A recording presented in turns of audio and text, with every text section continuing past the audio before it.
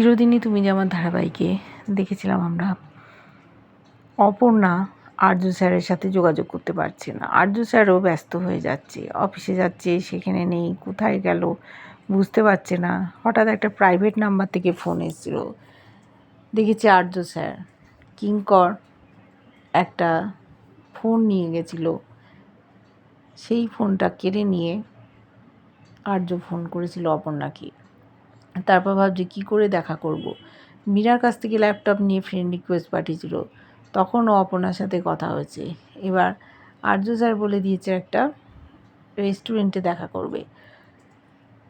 Pizza order করে pizza বয়ের কাছ থেকে জামাগুলো পরে নিয়ে অপর্ণার সাথে রেস্টুরেন্টে দেখা করতে গেছে। অপর্ণা বাড়িতে বলে গেছে নীলের সাথে পড়াশুনো করার জন্য ওয়ারুম্পা যাচ্ছে ওদের বাড়ি, তাই বাড়িতে আর কেউ আপত্তি করেনি। নীলের সাথে বিয়ে দেওয়ার চেষ্টা করছে ওর মা, কিন্তু আর্য স্যার চলে এসছে অপর্ণার সাথে দেখা করতে। নীল খবর দিয়ে দিয়েছে মেঘরাজকে আর্য অপর্ণার সাথে আছে, টার্গেট করেছে মেরে ফেলবে আর্যকে, খবর দিয়েছে কিঙ্করকে। অপর্ণা আর আর্যর মান অভিমানের পালা চলছে। কী হবে আর্য, দেখতে থাক।